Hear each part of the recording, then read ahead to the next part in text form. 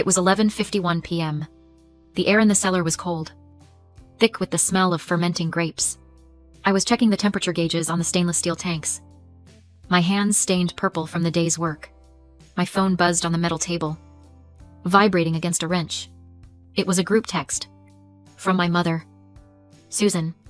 I swiped it open, my eyes blurry from exhaustion. The message was short. Tegan. Your father, Morgan, and I have agreed. You don't need to come to Morgan's engagement dinner. In fact, you are no longer a part of this family. I stared at the screen, the words blurring. The chill of the cellar suddenly felt like it was inside me. And then, a few seconds later, a small heart icon appeared next to my mother's text. My sister, Morgan, had loved the message. I didn't cry. I didn't text back. Why I didn't beg. The anger this time wasn't hot. It was sharp and cold. It was clarifying. I walked out of the cellar, my boots echoing on the concrete floor. I went straight to my office, the small room that overlooked the dark vineyard, and opened my laptop. The screen flared to life, illuminating the time. 12:03 a.m. 12 minutes. That's all it took to be erased. I opened a single file on my desktop, one that was password protected. A simple spreadsheet titled Heritage Support. It wasn't a budget. It was a balance sheet. Row 1, annual property tax payment, Michael's estate. A pending transfer for $85,000. Scheduled to go out in the morning to save their legacy estate from foreclosure. Again, my finger moved to the trackpad. Click. Cancel payment. Row 2, monthly transfer, Morgan's startup. A recurring payment of $5,000 to fund my sister's career in finance, which was really just a title for being unemployed. Click. Cancel payment. Row 3, membership dues, Father's Legacy Wine Club. A $1,200 charge for my father, Michael, to drink other people's wine while criticizing mine. Click. Cancel membership. In less than 10 minutes, I had cut every financial thread holding their pristine, perfect illusion of a family together. This wasn't revenge. It was accounting. Have you ever felt like the invisible one in your own family? Let me know your story down in the comments. To understand what I did, you have to understand who I was to them. In my family, you were one of two things: a success or a disappointment. My sister Morgan, with her finance job, was a success. My father, Michael, obsessed with his legacy estate, was a success. I, on the other hand, was the one who walked away from a prestigious MBA to, as my father so elegantly put it, play in the dirt. My glorified agricultural hobby was Athelstone Vineyard. What they didn't know is that Athelstone Vineyard, the place they dismissed as a cute little project, cleared 7 figures in profit last year. What they didn't know is that the wine they served at their own exclusive parties, the bottles they bragged about, were often mine, sourced through third-party labels. I wasn't just the family disappointment. I was their silent, invisible investor. 6 months ago, when my father's legacy estate was on the verge of foreclosure, who paid the $85,000 property tax bill at the last second? It wasn't Morgan. It was me. And my sister's brilliant startup. That was also me. $5,000 a month, wired into her account for the last 6 months so she could maintain the illusion of success. $30,000 in total. I wasn't doing it out of kindness. I see that clearly now. I was doing it because I had fallen into a psychological trap. It's what I now call the conditional acceptance trap. For my entire life, my family's love came with a price tag, and that price was success. But it had to be their definition of success. The right degree, the right job, the right address, my passion, my vineyard, my actual, tangible success. It was worthless to them because it didn't fit their narrative. So I tried to pay for their approval in the only language they understood: money. I thought, foolishly, that if I could secretly prop up the one thing they valued, their precious legacy, that maybe, one day, they would finally respect me. I see it now. I wasn't just paying their bills. I was paying for a subscription to a family that had already expired. And that night, At 11:51 p.m., I finally realized my compassion was a resource they had overdrafted for the last time. I slept for 4 hours. I woke up not to an alarm, but to the vibration of my phone buzzing itself off the nightstand. It was 7 a.m.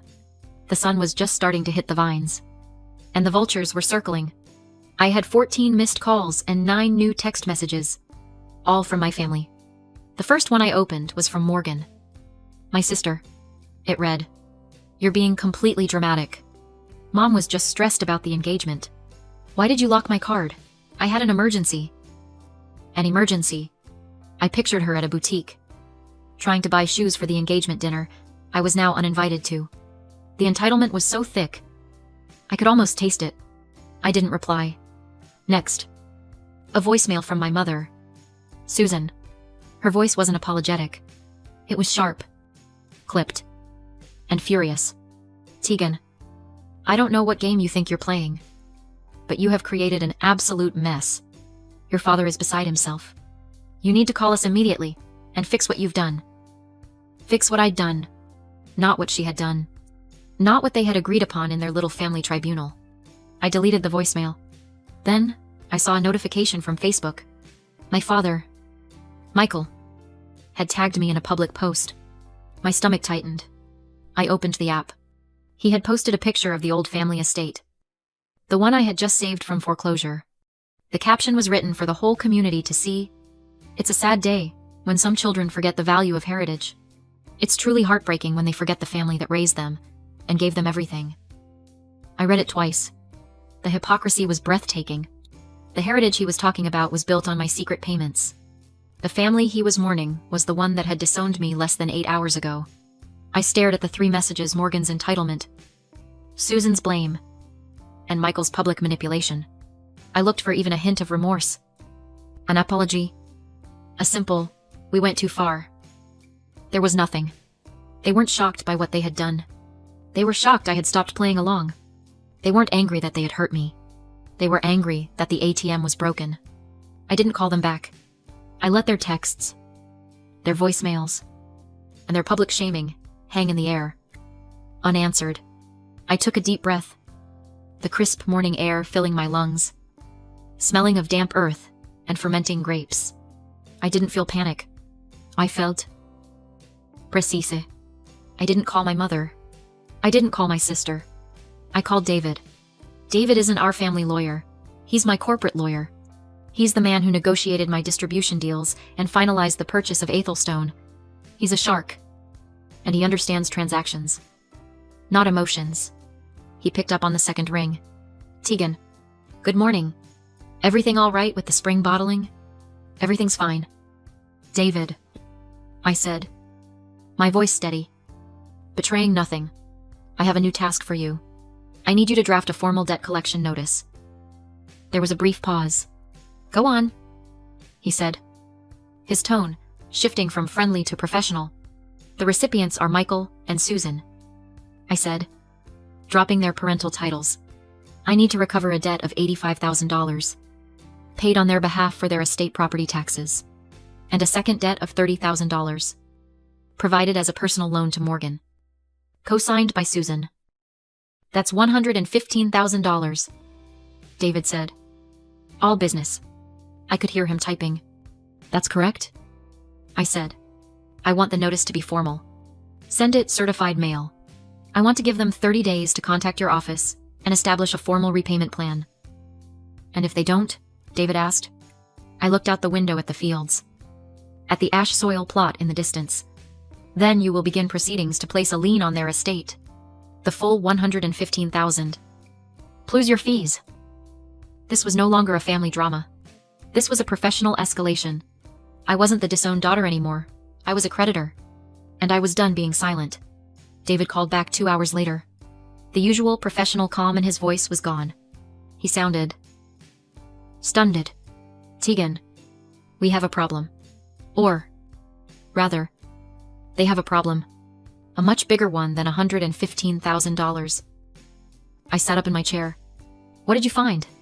"I started the lien paperwork," he said, "which means pulling the full title history on your father's estate.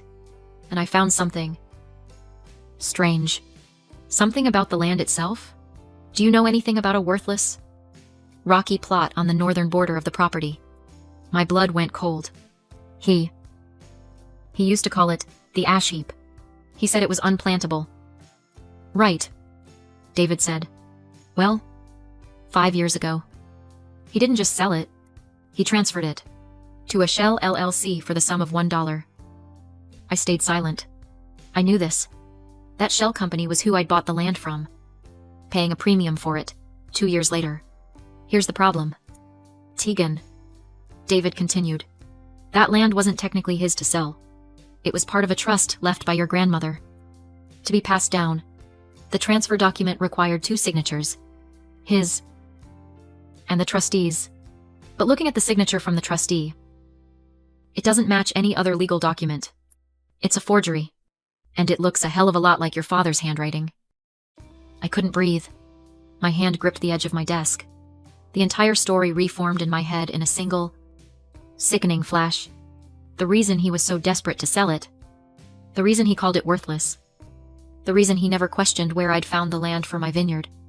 David, I said, my voice barely a whisper. That's the land.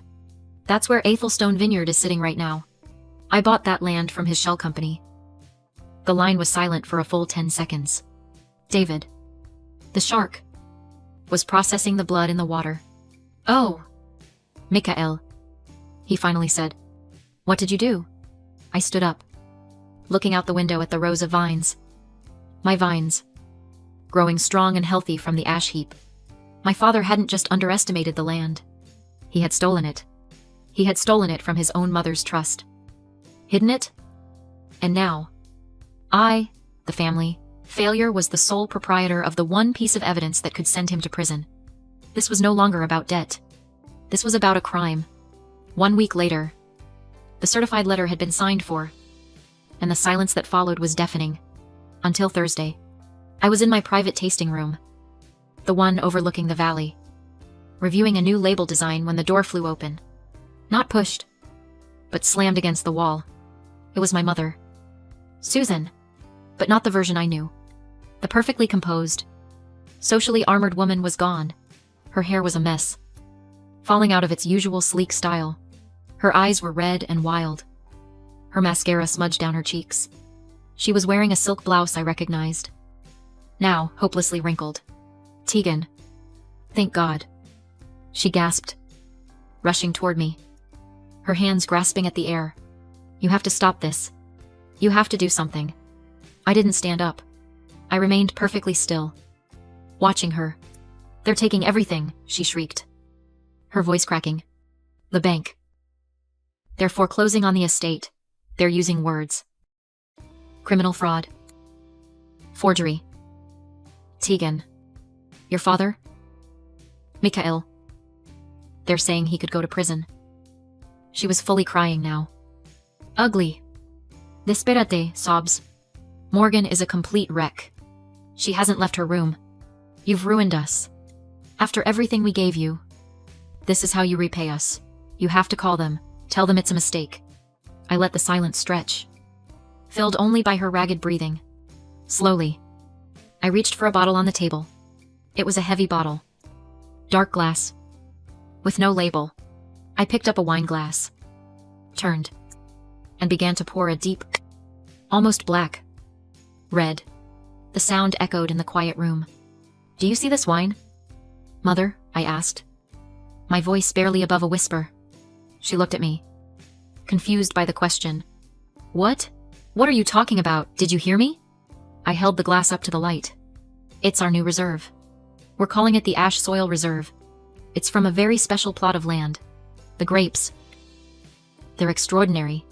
They're grown on that worthless ash heap that Father stole from my grandmother. The one I bought back? Her face went pale. The last bit of color drained from her.